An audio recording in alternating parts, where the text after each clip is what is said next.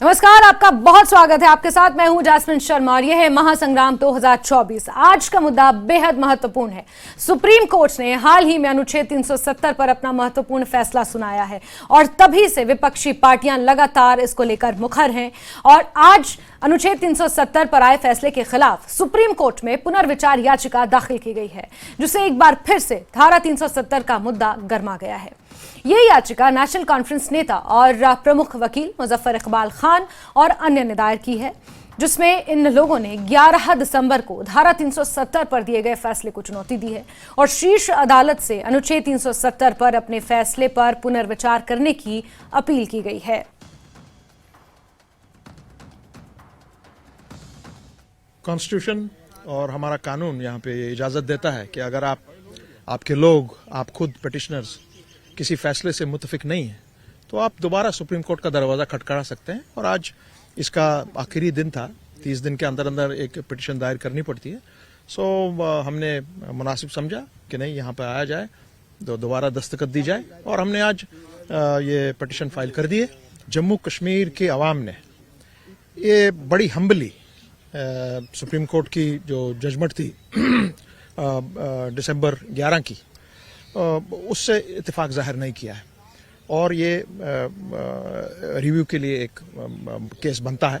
कुछ चीज़ें हैं जो हमने बार बार कहा है कि ये जो आर्टिकल 370 जो है, ये हमारी डेमोग्राफी, हमारे कल्चर, हमारी आइडेंटिटी का सवाल है और हर स्टेट अपनी लैंड है, जॉब है, इसको प्रोटेक्ट करते और 370 भी इस चीज़ को प्रोटेक्ट करता है। इसलिए जम्मू कश्मीर के लोगों का ये बिल्कुल राइट बनता है कि वो इसके लिए जो है आगे से इसको परस्यू करे और कोशिश करे कि हमें जो आर्टिकल 370 में जो चीज़ें हमें दी गई है, जम्मू कश्मीर को एक जो स्पेशल स्टेटस था, अगर आप देखेंगे हिस्टोरिकल बैकग्राउंड इसका जो इंस्ट्रूमेंट ऑफ एक्सेशन का है, आपने देखा, दुनिया ने देख लिया, आप लोगों ने भी देख लिया कि जो हमारा हिस्टोरिकल बैकग्राउंड था जम्मू कश्मीर का, वो कैसे हमारे जो है जो जम्मू कश्मीर जो आर्टिकल 370 था, ये था bridge between two Jammu Kashmir and rest of India. ये दो चीज़ें इसमें।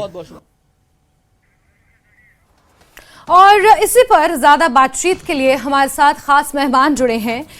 एडवोकेट मुजफ्फर इकबाल खान साहब हैं, जो वरिष्ठ नेता हैं JKNC के, वो हमारे साथ जुड़े हैं। सर, आपका बहुत बहुत स्वागत करती हूं। और एडवोकेट RS पठानिया हैं, बीजेपी के प्रवक्ता भी हैं, वो भी हमारे साथ जुड़े हुए हैं। RS पठानिया जी, आपका भी बहुत बहुत स्वागत करती हूँ इस डिबेट में। सबसे पहले मुजफ्फर इकबाल खान साहब, आप ही से जानना चाहूंगी, आपने ये याचिका सुप्रीम कोर्ट में पुनर्विचार याचिका दायर की है, एक्सपेक्टेशंस क्या हैं सर? एक्सपेक्टेशन तो सुप्रीम कोर्ट से, अगर एक्सपेक्टेशन ना होती तो ये रिव्यू पिटीशन ना लगाई जाती। हमारा एक तो आईनी हक भी है और जो जजमेंट बेसिकली जो 11 दिसंबर को जजमेंट अनाउंसमेंट हुई थी, जब जजमेंट को पढ़ा गया तो बहुत सारी ऐसी चीजें थी जो जजमेंट में आंसर नहीं की गई और जो कॉन्स्टिट्यूशनल रिक्वायरमेंट थी, जिस तरह सुप्रीम कोर्ट ने ये चीज डिसाइड नहीं की है कि क्या आर्टिकल 356 के इतलाक के बाद क्या किसी भी रियासत को आप यूनियन टेरिटरी में तब्दील कर सकते हैं, तो ये क्वेश्चन आंसर नहीं किया गया। दूसरी बात ये थी कि क्या गवर्नर को ये इख्तियार है, जबकि constitution of Jammu and Kashmir में ऐसा कोई प्रोविजन नहीं है कि गवर्नर जो है वो असेंबली को डिसॉल्व कर सकता है, वो आंसर भी नहीं दिया गया था। तीसरा जो इम्पोर्टेंट सवाल ये था कि जब आपने ये मान लिया, सुप्रीम कोर्ट ने अपनी जजमेंट में ये कहा, अमेंडमेंट ऑफ द कॉन्स्टिट्यूशन का by adopting the root of article 367 of the constitution that was ultra vires the constitution। और जब आप ये मान रहे हैं कि वो तरीका जो अपनाया वो गलत है, तो क्या फाइनल आउटकम जो है वो कैसे दुरुस्त हो सकती है? कानून ये कहता है कि जब बेस किसी चीज का हटा दिया जाए तो पूरी इमारत गिर जाती है। तो अगर आपने वो बेस हटा दिया तो इमारत कैसे खड़ी रही? तो ये कुछ चीजें हैं, आईनी इश्यूज हैं, जिन पर हमने दोबारा सुप्रीम कोर्ट से ये इस्तदा की है कि वो दोबारा इसको सुने और इस पर अपना डिसीजन दे। कुछ चीजें जो रह गई हैं सुप्रीम कोर्ट में, शायद due to oversight, Supreme Court उन पर अपना जवाब नहीं। ठीक है मुजफ्फर साहब उसके एक बार, लिए इसका नजर ठीक है मुजफ्फर साहब, मैं आपका दोबारा रुख करूंगी। एक बार हम आरएस पठानिया साहब का रुख कर लेते हैं। पठानिया जी, यहाँ पर इकबाल साहब ये कह रहे हैं कि कुछ ऐसे आईनी पहलू हैं जिन पर विचार नहीं किया गया है, जैसे कि सुप्रीम कोर्ट खुद ये मान रहा है कि जब अनुच्छेद 370 को लागू किया गया तो उसको लागू करने की जो प्रक्रिया थी दैट वाज नॉट राइट। ये इनका एक कहीं ना कहीं अपनी दलील है। इसको लेकर आप क्या कहेंगे? और साथ ही साथ जिस तरह से पुनर्विचार याचिका कुछ पार्टियों ने मिलकर दायर की है सुप्रीम कोर्ट में, उसको लेकर भी आपके थॉट्स चाहूंगी सर।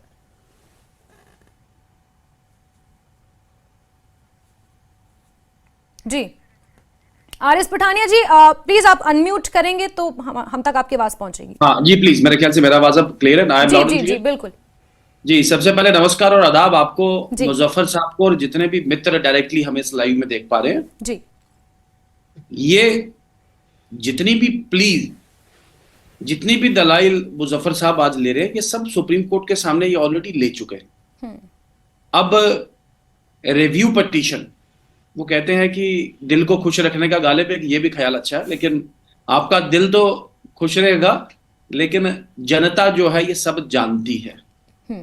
आपका जो ये जो रिव्यू पिटीशन लगाने का आपका जो एप्टीट्यूड है, मुजफ्फर साहब एक अच्छे आदमी है और उससे भी अच्छे वकील है, बट ये एक बैड भी नहीं, बैड से बैड वर्स एक मुकदमा दायर करने जा रहे हैं सुप्रीम कोर्ट में। मेरी समझ से तो परे है, मेरे एक लिमिटेड लीगल परव्यू से। मुझे उम्मीद है कि सुप्रीम कोर्ट के जजेस का भी जो उनका एक लीगल एक सेंस ऑफ एक कॉन्स्टिट्यूशनल अंडरस्टैंडिंग है, उससे भी परे होगा। और मुझे नहीं लगता पहली तारीख में भी ये टिक पाएगा केस आपका, और फिर दोबारा एक नया एक एक्सपोजर मुझे लगता है सिर्फ विषय बनाने के लिए ये किया गया है। हालांकि ये रिव्यू का जो दायरा है, मुजफ्फर साहब तो कानूनदान है, मुजफ्फर साहब रिव्यू का दायरा, रिव्यू का जो लिमिटेड परव्यू है जिसमें किसी भी कोर्ट को इंटरफेरेंस है, उसमें ये पिटीशन आती नहीं है। बहुत ही डिटेल्ड इस देश की सुप्रीम कोर्ट की कॉन्स्टिट्यूशन बेंच ने एक डिटेल्ड एक रीजनड जजमेंट दिया है जिसमें तकरीबन हर एस्पेक्ट को उन्होंने टच किया है। और you can not sit as a court of appeal while seeking the exercise of powers of a court under review. Very simple and very sweet and simple. आप तो अपील से भी ऊपर मुझे कहता है कोई इम्पीचमेंट का, जिसे कहते हैं जजमेंट का काम कर रहे हैं। मैं एक लाइन में अगर इसको वो अगर एब्रिज करना हो पूरे इसको अपने आर्गुमेंट को, ये जो रिव्यू पिटीशन है कानून के किसी भी दायरे, किसी भी जाबते, किसी भी एक सेंस ऑफ जिसे कहते हैं एक लॉ, लॉजिक या लीगल जरिस्प्रूडेंस, ये किसी भी दायरे जाब्ते में नहीं आती है। ये मुझे लगता नहीं ये एक भी तारीख वहां पे टिक पाएगी, लेकिन जैसे मैंने कहा कि दिल को खुश रखने का गालिब एक ये भी इस पर ख्याल जी, अच्छा है। जी, इस पर एडवोकेट मुजफ्फर इकबाल साहब का क्या कहना है, उनसे भी रिएक्शन ले लेते हैं। मुजफ्फर साहब, आपने सुना होगा आरएस पठानिया जी को, साथ ही साथ सर जिस तरह से सुप्रीम कोर्ट ने जब ये वर्डिक्ट अनाउंस किया था उसमें इस वर्डिक्ट को लेकर, अनुच्छेद 370 को लेकर जो पॉइंट्स गिनाए थे वो तो गिनाए थे, लेकिन कहीं ना कहीं राष्ट्रपति की पावर्स और राष्ट्रपति के शासन के दौरान किस तरह के निर्णय लिए जा सकते हैं और क्यों राष्ट्रपति शासन के दौरान जब ये निर्णय लिया गया तो ये वैध है, इसको लेकर सुप्रीम कोर्ट ने एक अलग से टिप्पणी की थी। इसको लेकर भी एक अलग इंफॉर्मेशन सुप्रीम कोर्ट द्वारा दी गई थी। तो जब ये साफ कर दिया गया था कि राष्ट्रपति के पास ये पावर्स हैं कि उनकी परमिशन से इस तरह का निर्णय लिया जा सकता है, तो फिर आपत्ति क्यों सर? पावर का होना अलग चीज है, पावर का एक्सरसाइज प्रेसिडेंट साहब ने जो सुप्रीम कोर्ट ने जो रास्ता बताया कि आर्टिकल 370 क्लास 1D में ये पावर प्रेसिडेंट को है, वो रास्ता तो इख्तियार ही नहीं किया। इन्होंने तो क्लास 3 का रास्ता इख्तियार किया, और वो रास्ता जो है सुप्रीम कोर्ट ने कहा कि आपने गलत इख्तियार किया, क्योंकि आप क्लास 3 को जिस तरह आपने अमेंड किया वो आप कॉन्स्टिट्यूशन उसकी परमिशन नहीं देता है कि आप किसी कॉन्स्टिट्यूशन के प्रोविजन को अमेंड करने के लिए आप 367 का सहारा लें। अगर वो रास्ता लिया होता और सुप्रीम कोर्ट उसको अपहेल्ड करता तो शायद ये कॉन्स्टिट्यूशनल इशू ना अराइज होता है। ये एक आईनी बहस है, मैं इस बहस में नहीं पढ़ूंगा। तो मेरे दोस्त सोटिया साहब वो तो मतलब बगैर पिटीशन को पढ़े ही कह रहे हैं, तो उन्होंने एक अपना पार्टी की लाइन है, मैं समझ सकता हूं उनकी क्या मजबूरी है, तो उन्होंने तो कहना ही है। तो अभी सुप्रीम कोर्ट सुनेगा इसको, उसके बाद अगर सुप्रीम कोर्ट डिसमिस करेगा तो उनके इख्तियार में है, क्योंकि फाइनल आर्बिटर तो सुप्रीम कोर्ट ही है, इसका इंटरप्रेटर भी सुप्रीम कोर्ट है। हमारी समझ में जो आया कि भाई कुछ चीजें जो हैं वो आंसर नहीं की गई हैं। बहुत सारे ऐसे इश्यूज हैं जो आईनी इश्यूज हैं, जो हमारी दलीलें थी उनको सुनने के बावजूद उन पर सुप्रीम कोर्ट ने कोई टिप्पणी नहीं की है पूरी जजमेंट में। अच्छा, तो हम चाहते हैं कि उस पर भी, जिस तरह क्या ये इख्तियार है मुल्क की पार्लियामेंट को और प्रेसिडेंट को कि आप इमरजेंसी 356 की लगाकर किसी भी रियासत को यूनियन टेरिटरी बना सकते हैं। इस पर सुप्रीम कोर्ट ने कहा कि हम अप्रोप्रिएट केस में करेंगे, तो हम कहते हैं कि इसको नजरसानी करो कि इससे बड़ा अप्रोप्रिएट केस और क्या हो सकता है कि आपने एक फुल फ्लैज रियासत को यूनियन टेरिटरी बना के directly under the control of home ministry कर दिया है। तो क्या ये पॉसिबल है? आइन इसकी इजाजत देता है? और क्या ये फेडरल स्ट्रक्चर को हिट नहीं करता है? और क्या ये फ्यूचर में क्या जम्मू कश्मीर ही तो नहीं ऐसा होगा कि जम्मू कश्मीर एक रियासत थी जिसको यूनियन टेरिटरी बनाया? अगर आपने लॉ में ये अपहेल्ड कर दिया कि हाँ ये पावर है, तो कल किसी दूसरी रियासत को भी ये बना सकते हैं। अगर कोई रियासत जो है वो यूनियन के साथ नहीं एग्री करती, फॉर एग्जांपल पंजाब है, यहाँ अपोजिशन की सरकार है, या वेस्ट बंगाल है, कल ये कहते हैं अच्छा भाई वेस्ट बंगाल में भी लगाओ 356, 2-3 यूनियन टेरिटरी में बांट के डायरेक्टली कंट्रोल करेंगे होम मिनिस्टर साहब। तो जरूरत क्या है पर रियासतों की? सारी रियासतों को जो है वो कल union, it will be A union of union territories instead of union of a state. तो वो चीजें हमने कहा है कि सुप्रीम कोर्ट इसको वाजिया अल्फाज में डिफाइन करे कि क्या आर्टिकल 3 के अंदर ये पार्लियामेंट को इख्तियार है कि आप 356 लगाकर उसकी पावर को अज्यूम करके असेंबली की पावर को इस तरह एक्सरसाइज कर सकते हैं। एक लाइन मैं यहाँ पर रीड करना चाहूंगी जो सुप्रीम कोर्ट ने अपने फैसले में कही है। सुप्रीम कोर्ट ने कहा था कि राष्ट्रपति के शासन के दौरान केंद्र सरकार ने जो फैसला लिया है उसे चुनौती नहीं दी जा सकती, क्योंकि युद्ध जैसे हालातों में अनुच्छेद 370 को लागू करना ही एक प्रावधान था, ये सुप्रीम कोर्ट ने कहा है। तो क्या ये चीज भी एड्रेस नहीं करता आपकी प्ली को? नहीं, वो 352 की प्रोविजन है कि युद्ध में 352 जो है वो नेशनल इमरजेंसी होती है या जहां कोई जंग होती है। तो इन्होंने वो डिस्कस किया है, लेकिन ये नहीं कहा है कि वहां 356 लगा। ठीक है मुजफ्फर साहब, अगर आसान शब्दों में अगर समझना चाहूं तो कुछ आपके ऐसे दलीलें हैं जिन्हें सुप्रीम कोर्ट ने अपनी जजमेंट में एड्रेस नहीं किया है, और यही कारण है कि आपने पुनर्विचार याचिका सुप्रीम कोर्ट में आज दायर की है। मैं आरएस पठानिया जी का रुख करना चाहूंगी। पठानिया जी, 11 दिसंबर को सुप्रीम कोर्ट ने जब अपना फैसला सुनाया, बहुत सारी ऐसी पार्टियां जो लगातार इसको लेकर मुखर थी, जम्मू कश्मीर में अपनी आवाज बुलंद कर रही थी, उन्होंने हालांकि इस पर बयान दिए और असहमति भी जताई सुप्रीम कोर्ट के इस फैसले से, लेकिन कहीं ना कहीं उन्होंने इस फैसले को माना, एक्सेप्ट किया। अब जो सिचुएशन पैदा हुई है इस पर पुनर्विचार याचिका दायर करने की, आपको नहीं लगता कि जम्मू कश्मीर के आवाम में एक बार फिर से कंफ्यूजन की स्थिति पैदा होगी? क्योंकि ये कॉन्स्टिट्यूशनल जो इसमें बहुत सारी चीजें हैं जो एक आम आदमी को समझने के लिए शायद बहुत ज्यादा पढ़ाई करनी पड़े या इस तरह की चर्चाओं को सुनना पड़े, समझना पड़े। जी देखिए, आपका सवाल और मुजफ्फर साहब ने अभी जो अपना जो एक वक्तव्य पेश किया है, इसे 2 पार्ट में तोड़ के देखते हैं। सबसे पहले तो आज कमजोर सरकार को वीक विल्ड सरकार दिल्ली में नहीं है जो पॉलिटिक्स ऑफ ब्लैकमेल चल पाएगा, और पॉलिटिक्स ऑफ ब्लैकमेल ना ही दिल्ली के और जम्मू कश्मीर के पॉलिटिशियंस के बीच में चलेगा, ना ही जम्मू कश्मीर के लोग अब वो इमोशनल ब्लैकमेल वाली जिसे कहते हैं राजनीति पॉलिटिक्स में चलेंगे। नेशनल कॉन्फ्रेंस और बाकी वैली की पॉलिटिकल पार्टीज का ट्रैक रिकॉर्ड रहा है कि वो कानून, वो व्यवस्था जिससे उनका अपना पर्सनल बेनिफिट हो सकता था, जिससे लोगों को बेनिफिट हो सकता था, वो कभी आ नहीं पाया। मुजफ्फर साहब, with due respect and responsibility, जो ये दलाइल ले रहे हैं, ये तो कोर्ट ऑफ अपील भी नहीं, ये कोई कोर्ट ऑफ इम्पीचमेंट कोई बनेगी तो ये उसमें चलेंगे, और कोर्ट ऑफ रिव्यू में बिल्कुल भी, मैंने इनकी पिटीशन पढ़ा नहीं है, लेकिन वो कहते हैं ना, वो हाथ देख लिया दूर से ही, वो इसका जिस तरीके से ये पेश कर रहे हैं, ये रिव्यू पिटीशन मैं फिर रिपीट करूंगा, रिकॉर्डेड है आपके चैनल में, ये 1 तारीख भी नहीं चलेगी। I am nobody to speak on behalf of the Supreme Court, या सुप्रीम कोर्ट क्या करेगा क्या नहीं करेगा, लेकिन एक कानून का छोटा सा एक स्टूडेंट ऑफ लॉ हूं, एक छोटा, और ये उसकी रिव्यू की पावर में नहीं आता। 70 वर्ष, हाँ एक बात इससे वजह जरूर होती है कि 70 वर्ष तक politics of deception, politics of blackmail, politics of सब्ज बाग जिसे कहते हैं, एक to leading them up to the garden path, इन पॉलिटिकल पार्टीज ने किया, and they have stood true to their character, to the president and to the history and to the way how they dealt with the people of Jammu and Kashmir. कोई Jammu and Kashmir का जिसे कहते हैं नागरिक इससे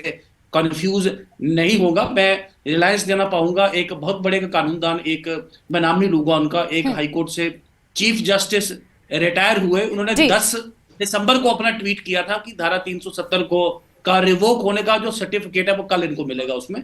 तो ये नहीं कोई सुप्रीम कोर्ट का जजमेंट लीक हुआ था, अपने लीगल अंडरस्टैंडिंग से उन्होंने ये जिसे कहते हैं प्रेडिक्ट किया था। तो मैं भी अपनी जो जिसे कहते हैं अंडरस्टैंडिंग से इसको प्रेडिक्ट कर रहा हूं, एक तारीख भी ये टिक नहीं पाएगी। और मुजफ्फर, ठीक है आरिज पठानिया जी, ये आपके अपने थॉट्स हैं, लेकिन बड़ी उम्मीदों के साथ मुजफ्फर इकबाल साहब ने सुप्रीम कोर्ट में याचिका दायर की है। अब सुप्रीम कोर्ट इस पर सुनवाई करेगा नहीं करेगा, ये सुप्रीम कोर्ट का निर्णय है और इसी का सभी को इंतजार है। इस चर्चा में शामिल होने के लिए आरिज पठानिया जी और मुजफ्फर इकबाल साहब, चर्चा में शामिल होने के लिए आप दोनों का ही बहुत बहुत शुक्रिया। आपने अपना महत्वपूर्ण समय हमें दिया, उसके लिए आपका बहुत बहुत शुक्रिया। और महासंग्राम 2024 में आगे बात होगी हिमाचल की, लेकिन उससे पहले वक्त एक छोटे से ब्रेक का।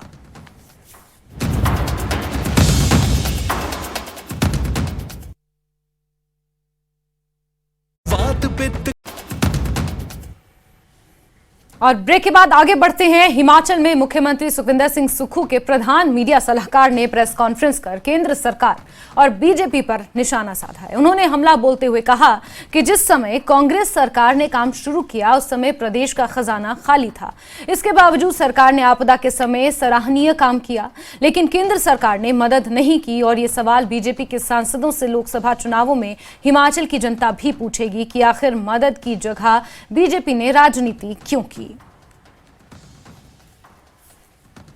का जो है डिजास्टर घोषित करें और स्पेशल पैकेज हमको जरूरत है, इस बात का प्रस्ताव विधानसभा में लाया गया। और दुर्भाग्यपूर्ण आप देखिए, जो विधानसभा सेशन बुलाने की बात करते विपक्ष के लोग, भाजपा के नेता, जब 75 लाख लोगों पे जो है संकट था हिमाचल प्रदेश में और हमको बड़ी ज़रूरत थी, तो उस वक़्त वो भाजपा के विपक्ष के लोग, नेता उस प्रस्ताव के साथ खड़े नहीं हुए, जिस प्रस्ताव में ये मांग की गई थी कि हम विधानसभा के थ्रू एक प्रस्ताव भेजते हैं कि हमको जो है इस वक्त विशेष पैकेज मिलना चाहिए भारत सरकार से। होना चाहिए था कि वो ध्वनि मत से, एक मत से पास होना चाहिए था। और उसमें जो है, क्योंकि वो राजनीतिक दृष्टि से नहीं था, वो केवल मात्र अपने लोगों को राहत दिलाने के लिए था और आपदा के लिए राहत मांगने के लिए था। लेकिन दुर्भाग्यपूर्ण देखिए कि भाजपा के नेताओं से पूछना चाहिए, मैं भी पूछता हूँ आज, कि उस प्रस्ताव के क्या आप फेवर में थे? क्या आपने उस प्रस्ताव का समर्थन किया या नहीं किया? तो ये अपने आप में एक बहुत बड़ा प्रश्न था कि जब जरूरत थी तो आप राजनीतिक दृष्टि से उसको देखते रहे। उसके बाद माननीय मुख्यमंत्री जी ने इस बात का जिक्र किया कि जो हमारे भाजपा के मेंबर ऑफ पार्लियामेंट्स दिल्ली में थे, क्या उनकी जिम्मेवारी नहीं थी कि उस दौरान वो इस बात को जोर से उठाते अपने प्रधानमंत्री जी से, देश के हमारे, और दिल्ली में पार्लियामेंट में, कि हिमाचल प्रदेश आज एक बुरे दौर से गुजर रहा है, हमारी मदद होनी चाहिए। ये प्रश्न एक बहुत बड़ा था और ये प्रदेश की जनता भी आने वाले चुनाव में ज़रूर पूछे। सभी जितने भी हमारे मेंबर ऑफ पार्लियामेंट से, चाहे वो लोकसभा में चाहे राज्यसभा में, क्या आपकी जिम्मेवारी नहीं थी? क्या आप प्रदेश के लोगों द्वारा चुने हुए नहीं हैं? या आपको बताना पड़ेगा आज ये प्रदेश की जनता को कि उस वक्त आपका क्या रोल रहा, कब आपने ये बात प्रधानमंत्री जी से उठाई, कब ये पार्लियामेंट में उठाई? ये बहुत बड़ा प्रश्न। और इसी पर ज्यादा बातचीत के लिए जानकारियों के साथ हमारे सहयोगी रणवीर सिंह शिमला से जुड़ गए हैं। रणवीर, जिस तरह से नरेश चौहान ने आज प्रेस कॉन्फ्रेंस की और बार बार यही राग अलापा कि केंद्र की तरफ से मदद नहीं आई है, एक साल बाद भी खजाने का रोना सरकार रो रही है। इतना समय बीत गया है आपदा को, उसके बावजूद भी यही मुद्दा लगातार कांग्रेस के मैनिफेस्टो में नजर आ रहा है।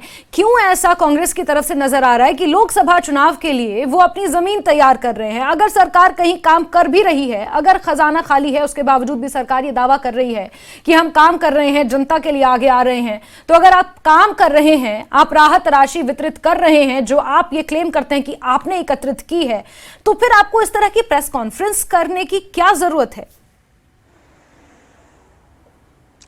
जास्मिन, देखिए मूल बात तो यही है, जैसा जिक्र आपने किया। देखिए जनता ने जो अपना जनमत है, जो बहुमत है, मैंडेट है, वो कांग्रेस को दिया है। अब हालात जैसे भी हो, इसको जो है संभालने की जिम्मेदारी, परिस्थितियां जैसी भी हो, उनसे निपटने की जिम्मेदारी प्राथमिक तौर पर राज्य सरकार की होती है। ठीक है, पहाड़ी प्रदेश होने के नाते केंद्र पर निर्भरता भी रहती है, लेकिन यहाँ पर अब जिस तरह से बयानबाजी हो रही है, नरेश चौहान ने बाकायदा प्रेस कॉन्फ्रेंस की, उसके बाद भाजपा के विधायक बलवीर वर्मा ने एक प्रेस कॉन्फ्रेंस की, उन्होंने पलटवार किया। अभी थोड़ी देर पहले ही जो केंद्रीय मंत्री है अनुराग ठाकुर, उनकी तरफ से भी एक बयान आया है, एक प्रेस विज्ञप्ति जारी की गई है, उसमें भी यही जिक्र है। जो सवाल कांग्रेस ने पूछे उसका जवाब अनुराग ठाकुर की तरफ से दिया गया, किस किस मद में कितना पैसा दिया, कहाँ कितनी मदद केंद्र सरकार की तरफ से आई है, उसका जिक्र हुआ। लेकिन यहाँ पर भी जो सवाल है, जो खुद सरकार में जो ओहदेदार हैं वो लगातार पूछ रहे हैं। कैबिनेट मंत्री ये कह रहे हैं, मुख्यमंत्री ने आज खुद हमीरपुर में जो उनका गृह क्षेत्र है, गृह जिला है, वहां पर भी उन्होंने केंद्र सरकार पर हमला बोला है।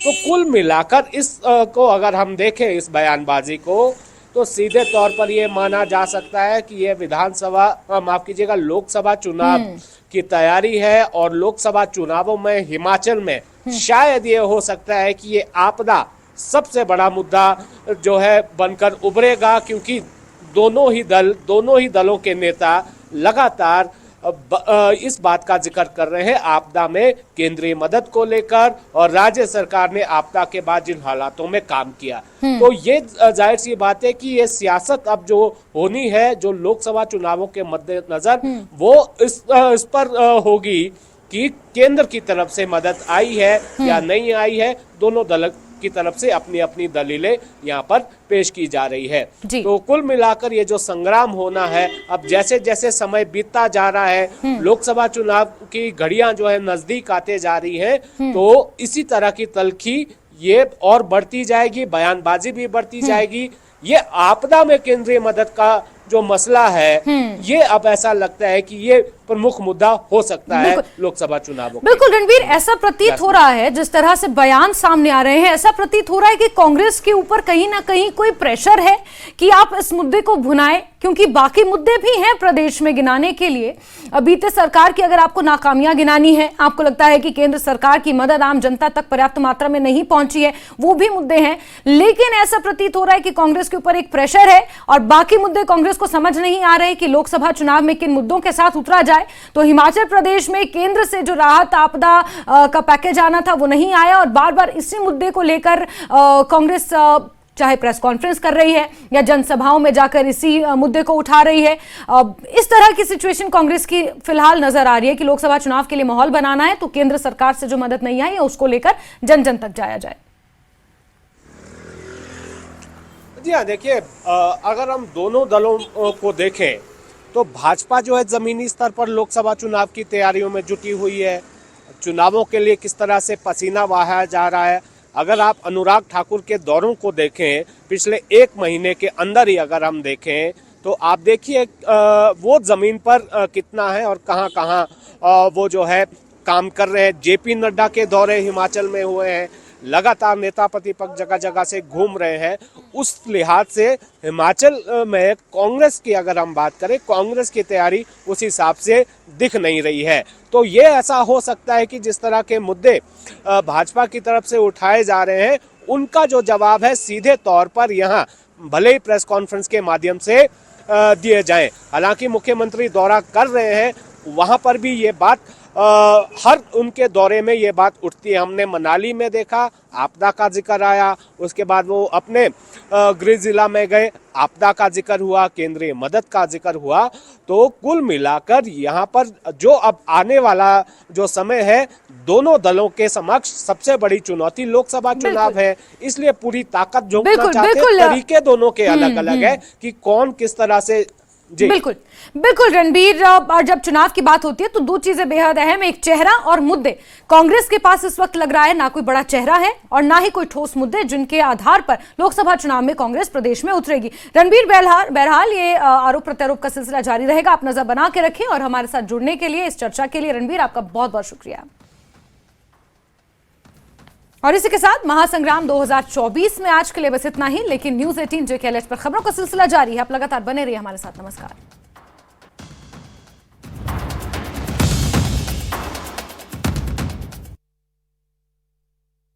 हेडलाइंस प्रेजेंटेड बाय विश्व स्तरीय स्वास्थ्य सेवाओं और सही देखभाल के लिए आज ही आएं SPS हॉस्पिटल लुधियाना।